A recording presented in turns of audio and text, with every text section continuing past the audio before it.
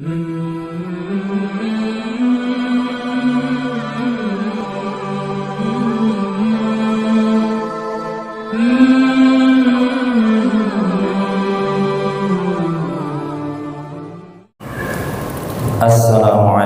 warahmatullahi wabarakatuh. Bismillahirrahmanirrahim. Alhamdulillahi rabbil alamin. Wassalatu wassalamu ala asyrafil anbiya'i wal mursalin sayyidina Muhammadin wa ala alihi wa sahbihi ajma'in, amma ba'd.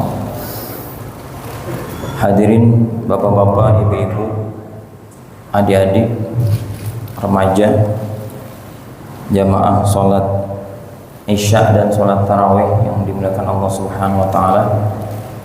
Kita bersyukur pada Allah Subhanahu wa ta'ala di malam hari ini, malam ke-16 ya. Allah masih berikan kita nikmat iman, Islam, sehat walafiat, dan dan kita diberikan taufik, diberikan kekuatan untuk bisa hadir di sholat berjamaah dan di sholat tarawih ini. Baik, langsung saja. Tema yang saya dapatkan adalah mengenai muntah ya. Muntah yang seperti apa yang membatalkan puasa ya. Sebetulnya kalau dijawab ini singkat, nggak nyampe 10 menit ya.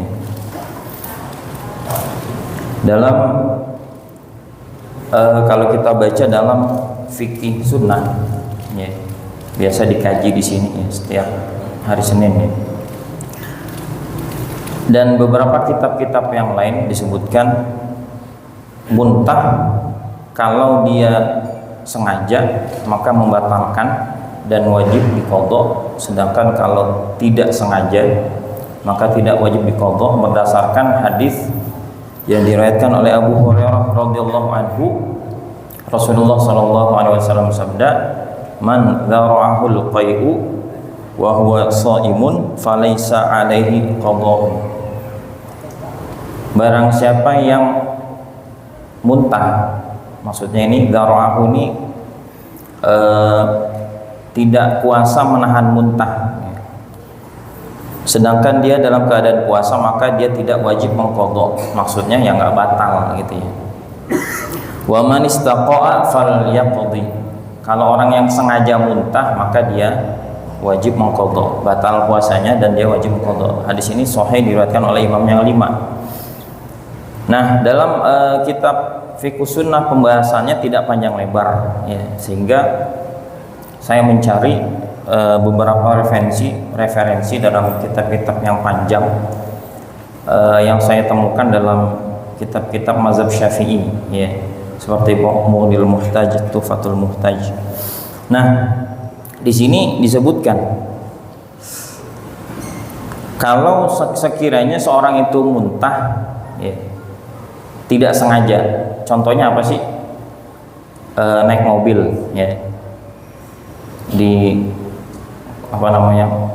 mobil atau kereta atau perahu gitu ya, dikocok-kocok perutnya, akhirnya nggak kuat menahan muntah, maka muntahlah ia.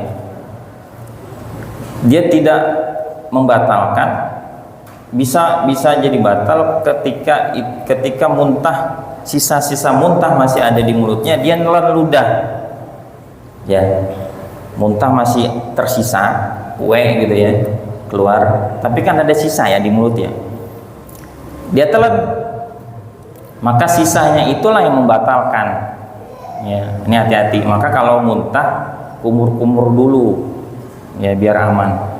Pembahasan sebelumnya kan sudah mengenai ludah ya, ludah ini tidak membatalkan, tapi kalau ludah campur muntah ya, itu membatalkan. Nah, kemudian disebutkan dalam kitab Mughniul Muhtaj, hadza in kana aliman bitahrim amidan mukhtaran lidzalik.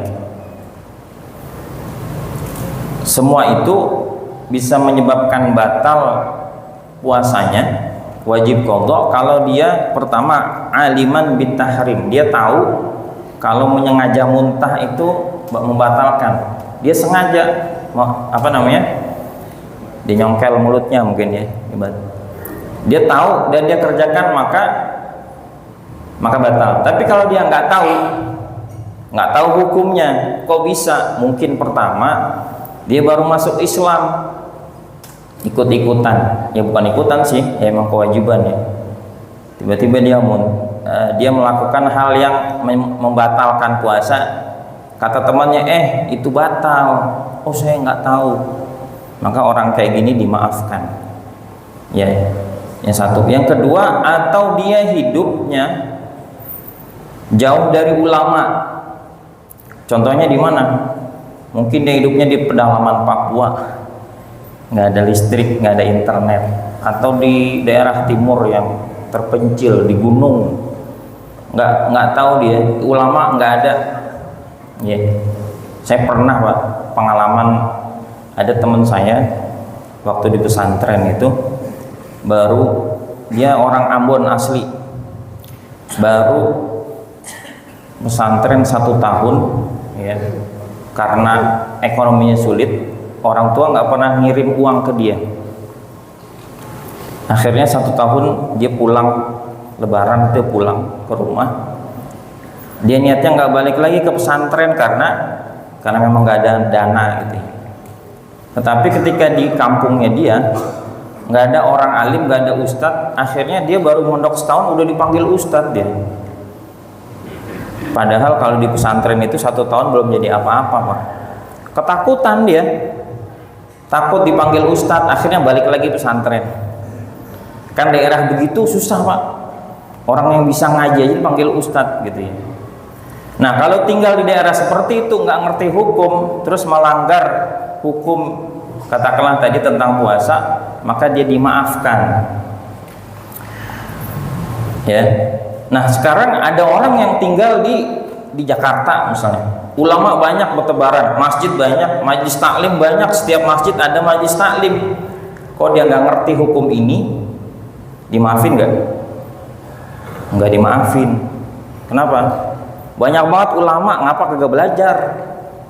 Kerja 1 minggu 7 hari, nggak ada berhentinya, nggak ada istirahatnya. Ya, maka kalau dia hidup di tengah-tengah ulama, banyak ulama, apalagi sekarang kalaupun orang di daerah terpencil, sudah ada HP, internet, dia bisa belajar. Dari YouTube bisa, Instagram, TikTok, ya, bukan joget-joget doang, TikTok juga bisa untuk belajar gitu ya. Itu yang keadaan yang kedua. Yang berikutnya adalah amidan, sengaja. Kalau nggak sengaja gimana? Kalau sengaja batal. Kalau nggak sengaja, katakanlah dia lupa, nyongkel mulut sampai muntah, dia lupa gitu ya. Kalau sengaja batal, tidak sengaja maka tidak batal. Atau dia dia lupa. Seperti halnya orang makan dan minum Pak. Kalau puasa makan sengaja batal kan? Kalau nggak sengaja, bukan nggak sengaja, maksudnya lupa gitu ya, masih pengaruh awal-awal Ramadan, masih pengaruh biasa makan minum, dia lupa makan 1 piring kenyang, baru diingetin ya. Maka kalau dia memang betul lupa, dia nggak batal. Begitu juga muntah, menyengaja muntah. Nah, kemudian ada kasus lagi begini. Seandainya ada orang lagi buka mulutnya atau lagi tidur ya, tidur di halaman ya, di luar masjid ya, atau lagi ketawa-ketawa, tiba-tiba ada lalat masuk, gitu kan, nih masuk sini. Ini gimana nih? Kalau saya keluarin, jadi kayak seperti muntah gitu. Ini gimana nih? Kalau lalat atau nyamuk atau apalah gitu masuk ke dalam. Nah, pertama begini, kata ulama ada namanya haddul zahir, batas luar. Ada haddul batin, batas dalam. Nah, kalau dia masih di batas luar itu sebagian ulama katakan makhraj huruf kha. Kha itu mana? Ada yang bilang kha, ada yang bilang ha. Kalau masih di sini Katakan lalat itu berasa nih dia lagi jalan-jalan di sini, kita gini, nggak apa-apa, enggak, tidak batal, tidak dinamakan seperti orang yang muntah tadi. Tapi kalau udah makhraj ha di bawah sini Pak, ya kalau belajar tajwid, makhraj ha udah masuk di sini berasa, ya ini jangan dikeluarin. Kenapa? Kalau mengeluarkan maka seperti batal. Terus gimana dong? Ya, ini saya lihat tadi lalatnya tuh hijau, ya kan, gede lagi, habis hinggap di tai lagi. Gimana tuh? Saya takut saya sakit nih.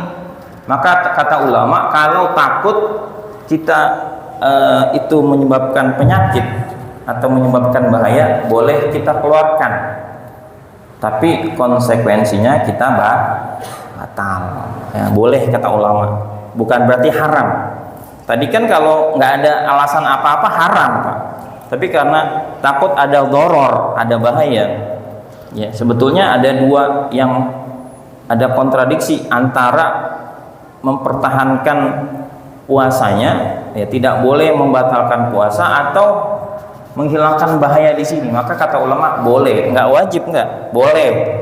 Ya, konsekuensinya kita qadha begitu.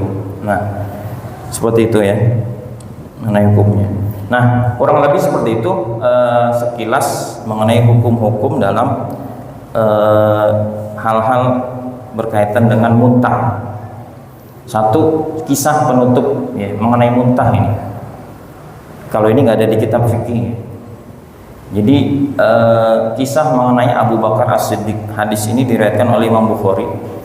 Abu Bakar As-Siddiq ini punya hamba sahaya yang mana dia sering yang menyediakan makanan. Dia kerja, kemudian hasil kerjanya itu diberikan makanan kepada Abu Bakar As-Siddiq. Biasanya beliau selalu nanya mengenai ini dari mana makanan, ya. Karena hati-hatinya tanya dari mana, ya takut dari hasil yang haram. Nah, suatu ketika si hamba saya ini membawa makanan dan keadaan Abu Bakar As-Siddiq ini lagi lapar-laparnya. Karena husnuzon biasanya udah halal lah itu ya, tanpa tanya-tanya langsung dikasih makanan langsung dimakan, ya.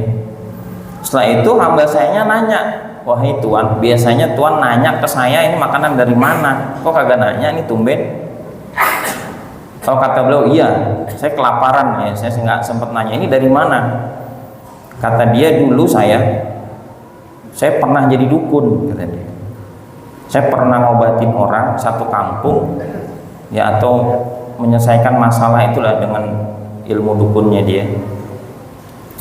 Dan hari ini tadi saya lewat kampung itu, yang lagi ngadain hajatan gitu. Kemudian saya dikasih makanan nih, ya.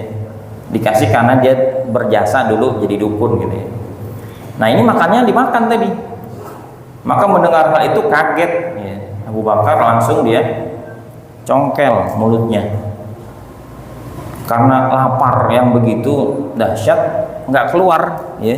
Kita kan itu nggak keluar. Akhirnya ada yang menyarankan untuk minum air yang banyak, ya. Minum air yang banyak. Akhirnya dia minum air banyak, barulah bisa muntah. Maka para sahabat heran, wahai Abu Bakar, kenapa kamu bersusah payah mengeluarkan makanan itu? Ya. Kata Abu Bakar, saya pernah mendengar Rasulullah SAW bersabda, kullu lahmin nabata min haram fannaru aulabi. Setiap daging yang tumbuh dari makanan yang haram, maka neraka lebih patut baginya. Tuh. Sahabat Abu Bakar takut Pak, padahal sebetulnya itu nggak tahu dimaafin sebetulnya, tapi nggak rela ada bagian haram di dalam tubuhnya ini, maka dimuntahkan dengan segala cara. Bayangkan hari ini banyak masyarakat Indonesia yang haram diembat, yang syubhat bodoh amat, ya. Halal haram nggak peduli, ya. Padahal sedikit saja barang haram masuk ke tubuh kita akan menyebabkan layak untuk dibakar oleh api neraka. Mudah-mudahan Allah Subhanahu wa taala menjauhkan kita dari hal demikian. Mudah-mudahan apa yang saya sampaikan bermanfaat. Wabillahi taufiq wal hidayah. Assalamualaikum warahmatullahi wabarakatuh.